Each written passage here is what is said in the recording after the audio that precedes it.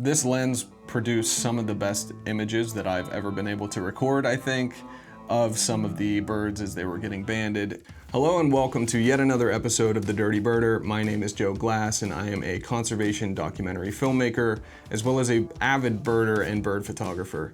And in today's video, we have one of the biggest reviews, I think, that we could possibly have done right now. And that is the Sigma 300-600 f4 lens for wildlife specifically. Now, as a small creator, I was not expecting Sigma to get back to me.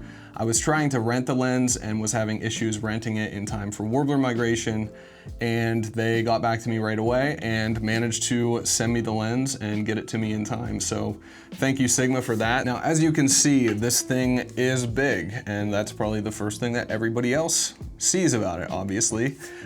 It weighs 8.75 pounds, and with the camera, you're looking at around 9 pounds, depending on the camera that you're using. Later in the video, we'll get into how it does with handheld, but for now, let's just go over some of the specs. So it is a 300-600 f4, a constant f4, and that is amazing, absolutely amazing. That is what everybody has dreamed about that is in wildlife photography, is getting an f4 lens. And as far as that goes, this lens did not disappoint. So obviously you're going to be able to get more light. You're going to get, a lot smoother bokeh in the background. And I think some of the elements of this lens in general just make for a nice kind of soft, smooth bokeh in the background. So going over some of the little additional features that this lens has that you might have not have seen on another lens is this kind of cool little power wheel right here. And you can preset this to be at whatever focus distance you want, and it will snap to that focus distance. I did not find this useful whatsoever in bird photography and bird videography. In fact, I found it pretty frustrating because, you have to kind of choose one or the other if you're going to do direct manual focus with the focus wheel, or if you're going to try to do it with this. And trying to do direct manual focus with this little power focus wheel was not the easiest. And I would always lose focus whenever I'd try to bring it back. Say the bird was in front, in the foreground, and the focus snapped to the back for whatever reason, the background. Trying to bring it back with this focus wheel, it did not lock on the bird at any point, so keep that in mind. I also didn't have these little buttons programmed for anything, so I'm sure if I had some more time with the lens and managed to program those buttons and worked with it a little more, then I could have made the flow of things, I think, a little bit easier in the field. Another additional feature that this lens has that the 200-600 does not have, and I'm pretty sure the 600 millimeter doesn't have, is the ND filter that just kind of pops out here. That would have been absolutely amazing for video whenever I was doing video. If you don't know, ND filters will basically they act as a pair of sunglasses for your lens, and getting an ND filter that's as big as some of these huge lenses and putting it out at the front of the lens can be extremely expensive and just a hassle in general. So having this little ND filter at the base of the lens would be super beneficial. They did not send me one, however, I could see that, being super, super helpful. Another really cool mechanism of this lens, and this is just a testament to how much effort I think they put into the ergonomics of this, is this little dial. So what this does, as you can see right now, the lens is kind of upside down, but what this does is basically has these spots at every 90 degrees, and it will lock into those spots. So that's so nice whenever you're trying to line something up, or you're trying to switch the shot real fast and get it from being level horizontal to being level at vertical. And yeah, just super, super awesome that they added that to this lens. And I should mention that I am using the Sony a7R5 along with this, and there is actually a limit with Sony cameras with this lens, so you can't shoot over 15 frames a second with this lens, so something to keep in mind. But moving on, I actually had a portrait shoot. That was the first thing that I shot with this lens, and it did phenomenal. I usually use an 85mm for a portrait shoot, but I had this. So I decided to try it out, and it did really well. The f4 was great. I got, extra light in and was able to get some extra bokeh in the background. And yeah, so just no quarrels with it as far as a portrait lens. I know a lot of people would not buy it as a portrait lens. It's more of a sports lens. You have to be obviously super far away from the subject, but that's also kind of nice because you get to remove yourself from the situation and get some really nice candids that way. So after that, I had a shoot for a Kestrel banding program, and I was actually just going up to get, random B-roll shots of the Kestrels and what they're doing essentially. And I had brought to this location before the 200 to 600 with the 1.4 times teleconverter, and it did work really well. And so I thought this would be a good test as far as, I'm not getting as much reach. Would there be a possibility of cropping in post just because it, seemed to be maybe a sharper lens that might be able to handle a crop a little bit easier? So whenever I did this, I was at 600 millimeters pretty much for the whole time. Once I got set up, I did notice the shots were sharper. However, the only slow motion 120 frames option for the camera is not in 4K or 10-bit color. So that image, regardless if you're using the 200 to 600 or the 300 to 600 f4 Sigma, is typically gonna break up, especially if your subject is at a distance. I will say, however, that was the first time that I had this on a tripod, and one of the things that I noticed over the 200 to 600 is that this lens is extremely well balanced. So whenever I put it on the tripod, it was almost automatically level. I was kind of confused. So moving on from that point, getting on to why I originally got the lens, which was to capture some photos and be able to capture warbler migration with it. So if you don't know, warbler migration here in the United States, sometimes you only have a week or a day to get some of these species as they come through. So it was super important to me to try to get some better shots of them this year, as well as add some production value to the documentary that I was creating around warbler migration. And I thought this was the perfect situation to test this lens because warblers are extremely fast. They don't like to sit still for you, so have to have something that's really fast and can pick up the focus and keep the focus. And I think the only difference that I was seeing up to that point in the lenses was kind of the video side of things that I wasn't the biggest fan of, but also the weight factor of this. So if I was to handheld this and go shoot warblers, would the weight of it affect, how many shots I was able to get and my hit rate essentially? So as I went to Presque Isle, the first day I was there, I was filming the banding project that they have going on at the Erie Bird Observatory. And this lens produced some of the best images that I've ever been able to record, I think, of some of the birds as they were getting banded, and it was absolutely phenomenal.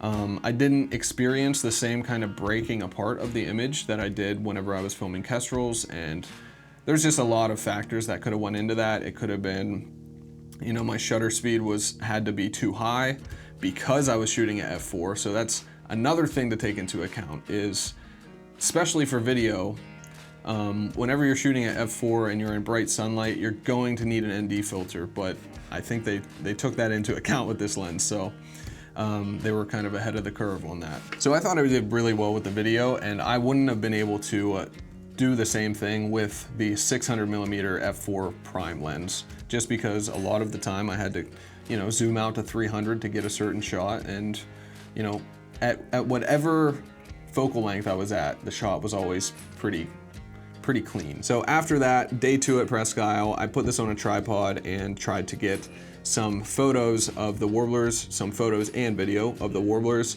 and this lens did manage to do really well with that as well. It does feel like it focuses faster than the 200 to 600, and it feels like the motors are just like more silent and quicker. It could be because I had my 200 to 600 for so long at this point. And so with that said, while this does seem like it is a faster focusing lens, it did not hold up as well as far as hit rate went, as far as recognizing the bird went, as my 200 to 600 lens. And that could just be, you're losing some of the compatibility when you're using a Sony lens with this. Could be something within the technology itself and how it's kind of interacting with each other. But I will say that was a pretty big negative. There were a couple times when the bird was right in front of me. I was trying to focus as best I could. I'm really good with direct manual focus when it comes to warblers, and I was not able to pick up the bird sometimes. Sometimes it would be, the bird would be just out of focus and it still would not pick it up no matter how hard I tried. So a lot of it at first was due, and I was putting it off as being due to me just not being used to the lens, and also it having such a longer distance to, I guess, focus pull when you're doing direct manual focus for birds. But do know that when it does catch focus, then you are catching images that are better than the 200 to 600. Moving on from there, I took it to the ultimate playground for this lens, and that was McGee Marsh, which is the #1 place to go and try to see warbler migration. It fit the bill perfectly for testing the lens, just because at McGee Marsh, the birds do get so close, and it's on a boardwalk, so you can't back up. There's no way for you to get more space between you and the bird sometimes. And so having the 300 to 600 was pretty much the only way that you'd be able to go about that. If you had the 600 f4, you pretty much stood no chance because of the minimal focus distance at McGee Marsh. So at McGee Marsh, I was not able to bring a tripod because I didn't want to be that guy on the boardwalk that's just taking up the entire thing. And so how does this hold up with doing handheld with it, and how long did it take before I was burnt out? And I will say I'm used to carrying my camera and lots of gear in the woods, and this was kind of unexpectedly not that bad. That's the only way I can kind of put it. It wasn't that bad. So I would not recommend this lens as far as a scouting lens. I would recommend this lens as something where you already know what birds are in the area, and you pretty much know the areas that they're in and when they're gonna come down to eye level. If you're taking this lens out and you are an inexperienced birder or bird photographer, and you're taking this out and you're trying to look up and identify every bird that you see in the tree just to get an ID photo, then you're gonna get burnt out in probably 3 to 4 minutes. But that's why I say this is more of an experienced photographer's lens, is because you have to know when to take the shot, and that only comes with experience. But this lens, I couldn't imagine taking another lens out to McGee Marsh and having a better option for a lens. So, take that or leave it. The lens has a lot of faults, but it's also set at half the price of a 600 f4, and it has more versatility. As far as the overall image quality or image capture, or whatever you want to call it, the optics of the lens, it does have a softer look overall. Even at the same f-stop as the Sony 200 to 600 lens, it just seems like it has a softer aperture in general. And I mean, I don't necessarily like the harshness or the sharpness of some of the bokeh elements in the 200 to 600, and I think that's where this really kind of shines. Just because of the look of the lens in general, I think that is what you're buying here, and the look of the lens is fantastic. So just as an overall, what are the advantages and disadvantages that I've seen over my time using this lens? It is bigger and heavier than the 200 to 600, that is pretty obvious. You're going to have to really know your shot before you go out and get it, or know at least where you're going to set up. It's just kind of a different ball game with this lens. You're not going to be run and gun as much with this lens. Another thing as a wildlife photographer you might want to think about is this lens does stick out more in the forest, unless you're in the winter and it's snowing out, obviously. But you're going to have to get some sort of coverage for this. I tended to throw a little bit of a cover over it, and that worked out fine for me. But whatever the option is, you're going to have to figure that out, because I did notice that birds were not coming as close as they normally do to me, and that's probably because I had a gigantic white thing that was sticking out in the middle of the woods. So, some other disadvantages of this lens is that it's extremely hard to keep clean. Every little bit of dust is going to want to sit on this thing, and when you're out doing wildlife photography, that is pretty tough as well. Now, This thing is supposed to be completely weather sealed, and this is another kind of quarrel that I've had with the lens. As careful as I was with it, I did not take it out in any, harsh conditions whatsoever. If it was about to rain or going to rain, I took it out immediately. There should have been no moisture, no anything that got into the lens. But as I was cleaning it the other day, I did notice a couple dust particles that got into the internal element of around the top of the lens here. I'm not sure where they got in from. I'm not sure how they got in there. I'm not sure if they were in there when I got the lens. But just knowing myself and knowing the kind of stressful environments that I'm in and stressful environments that my lenses have to be in, seeing dust on the internal element was kind of not a deal breaker for me, but it was definitely something to keep an eye out on and something to look at, if I do decide to purchase the lens. So another big issue with the lens that you might have heard from other creators is the loss of focus whenever you're zooming. So this became especially frustrating for me whenever I had a prothonotary warbler in front of me. It was a lifer.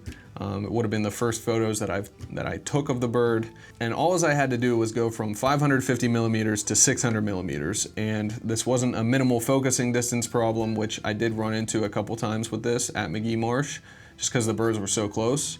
But it's almost like when it zooms, the camera's just like buffering. It like doesn't know what to do. It's confused. And so when I did that, it completely lost focus. It rack focused the whole way to the background.